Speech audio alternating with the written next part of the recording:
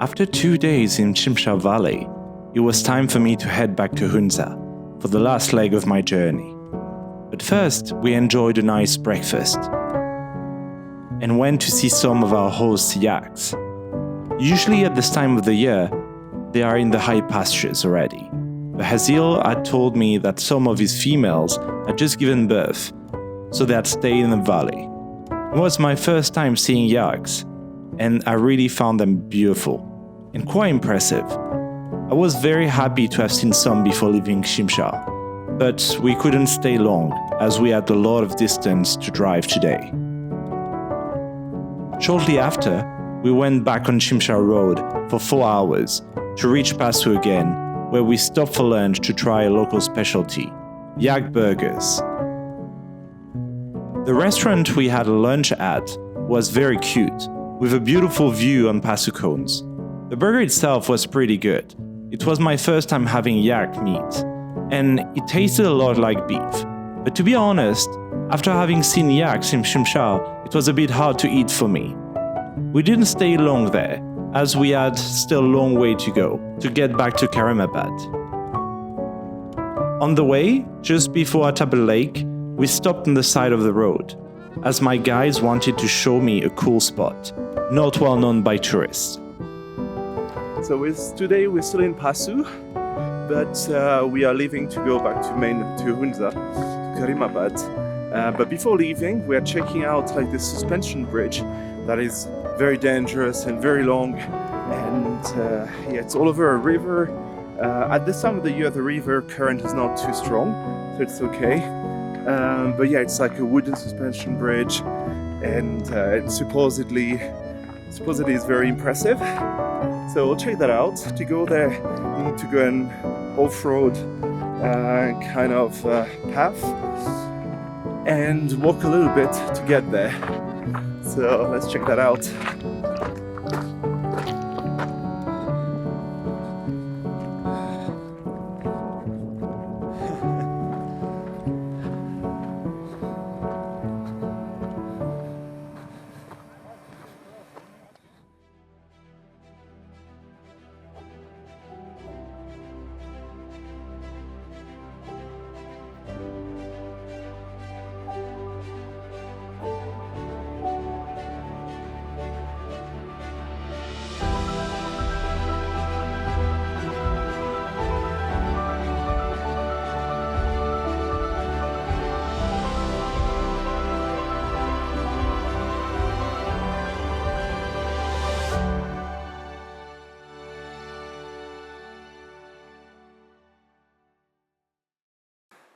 We've crossed the bridge. It was scarier than I thought. Like literally it's just planks of wood spaced from each other, and it's quite long and it swings, but we did it. So quite impressive. And it's not even the worst time to cross. Like during summer, like the water level is much higher, so less people actually cross then. It was built because there was a village on this side, so it was like to allow access to locals and people going to this village. And I've heard like nowadays people actually still use that for that purpose.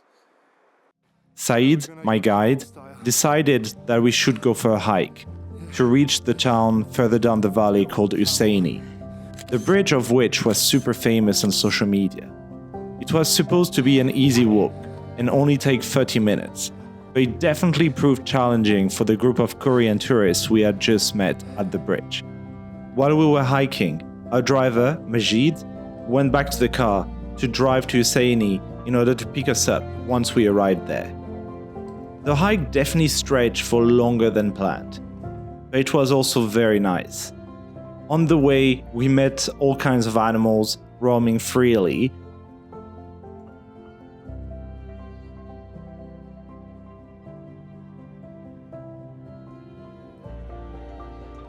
as well as a group of Wahi women, one of which was part of my guide's family.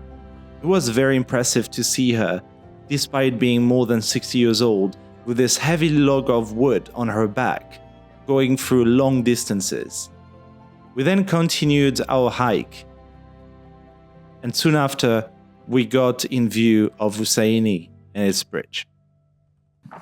So we may have been overly optimistic with just half an hour trekking. So I think it's taking a bit more, maybe close to an hour. But we're getting there. We can see Hussaini just in front of us. And so we should get to the suspension bridge in a couple of minutes. Hopefully we don't die crossing it. And then we can continue our way to Hunza.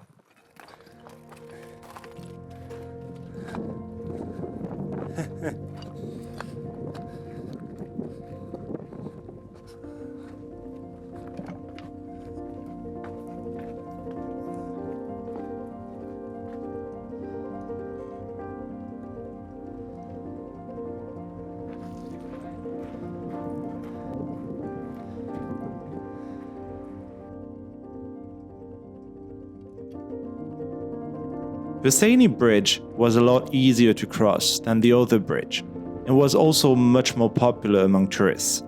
It was a well-known attraction where zip lines had been installed. It was definitely fun, but I much prefer the first bridge we went through, as it felt more like the real thing to me. After crossing Hussaini Bridge, we saw many people from Sahid's family and his wife's. We took a few photos and then drove a few kilometers south to an ancient village called Gulmit. There, my guide wanted to show me a carpet shop, run by local women who were doing wonders by hand. Located in a 400-year-old house in the center of Gulmit, 12 local women craft beautiful handmade carpets and other traditional handicrafts. This project that was impulsed by a local NGO more than 20 years ago has led to definite change in the lives of these women. A beautiful story that they were very happy to share with. I am Shamim and I am working here from 1998. In 1998, the local NGO, CARDO, Krakrum Area Development Organization, they trained 30 women of this area. 5 years we worked with CARDO, then they hand over it to the ladies. Now we are 12 women, we are working here. Some are working at home. We use sheep wool, material is sheep wool, and we dye the thread here. One thing I loved about this story is how this project empowered local women and fueled their independence. At Karga, the local women manage everything from sales and finance to showcasing their products at exhibitions nationwide. Thanks to their hard work, they are financially independent and can afford education for their children, provide food and medical care for their families, as well as actively participate in decision-making both at home and in their community. I love their work so much that I actually brought back a blue carpet with me, which was a real bargain when I consider the time it took to make it. They also told me that they could ship carpets if anyone was interested in their work, and could also take custom orders. We then went to visit the oldest house in Hunza, more than 400 years old. It was a traditional and rich Wahi house that the local family who owns it had turned into a museum.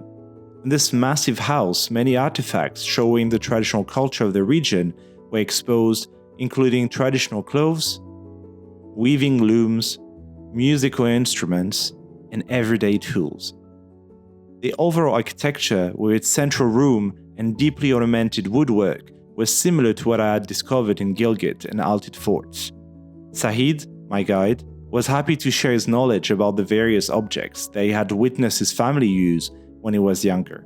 My grandmother was really expert in this. Side At making. that time there was no machine for the butter, so they've been used to. This place that only ran thanks to local donations was a beautiful example of the local culture, which is unfortunately slowly changing and disappearing. The owner had the ambition to turn the house into an ethnological museum, to try to preserve these little bits of local history before it is swallowed by modernity. I love Gulmit and Hussaini, which provided a fascinating glimpse into the region's traditional culture.